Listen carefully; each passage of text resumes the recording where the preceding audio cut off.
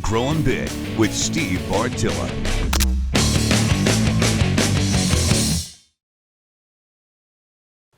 Doe harvest is really, if you want to get in a passionate argument with somebody, talk about whether or not you need to shoot does. Talk about what your doe to buck ratio is supposed to be.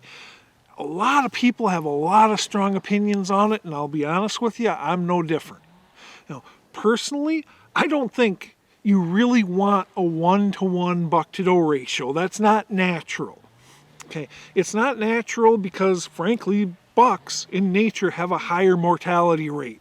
And if you want to manage deer, that is just too tight for management purposes, because bucks, man, they're going to try to kill each other.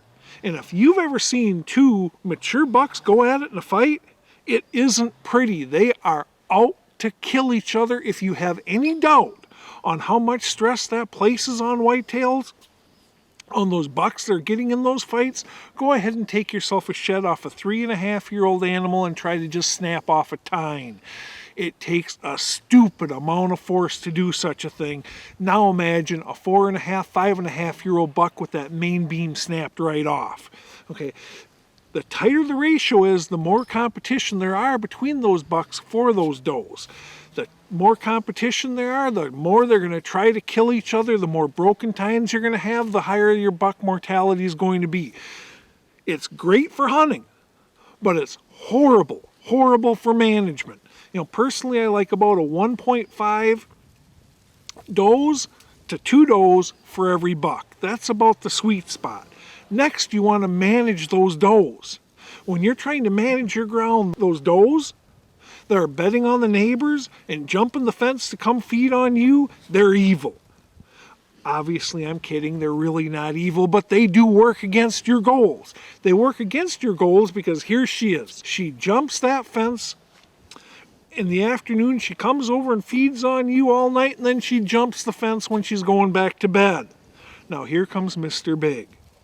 Mr. Big's coming along. First thing in the morning, he smells scent trail that she's left, and she is going to lead him to his demise, because when he gets that fence, guess what he's going to do? He's going to jump it, and your neighbor's sitting over there waiting to kill him. So when it comes to doe harvest, I always start by harvesting the does that are bedding on the neighbors and feeding on me.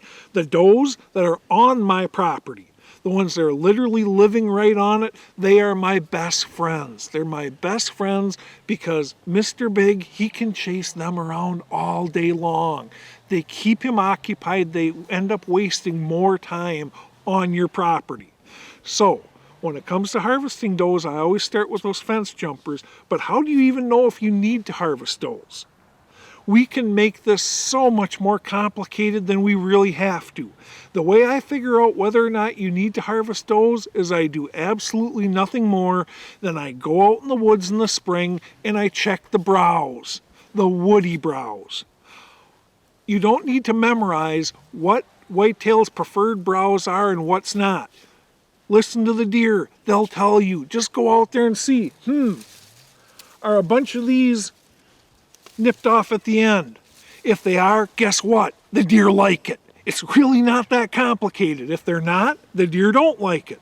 So figure out what the deer like and what they don't. And then go ahead and get a loose proximity, a loose estimate on how much of this woody browse here is eaten and how much isn't.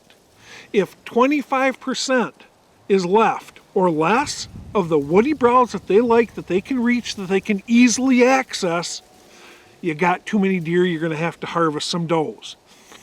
If 25 to 50% of the species they enjoy browsing on, they like browsing on, is still left, you're in your sweet spot. You're going to have to harvest some does to just keep that population in that range. If more than 50% of that preferred browse that they can easily reach is still available, nowhere near as many deer on that property as you can handle. So in that case, you want to leave the does alone to help rebuild the population. Another thing to consider is how you lay these doe populations out on your ground. When you're managing your own ground, you can get out there, you can create hinge cut bedding areas for does, Pack them in around those food sources so the bucks can bed in on behind them. It's a nice little trick to use to really cram those deer in there, and think to yourself, where can I put these bedding spots so that the does are comfortable and it doesn't work against me? Growing Big is brought to you by Wildlife Research Center, the gold standard. Reconics, see what you've been missing. Antler King, bigger bucks, healthier deer. The Heater Bodysuit, you stay warm or your money back. Furminator, the best food plot implement on earth. Bush Hog, performance you can count on. Redneck Blinds, the best hunting blinds on the planet. Chestnut Hill Nursery and Orchards. And foodplotsfordeer.com, planning your habitat improvements and improving your hunting. Really pay attention to your does. Treat the does on your ground as they are golden, bronze, queens, because they work for you. When they're working for you, they're not working against you, and you're much better off.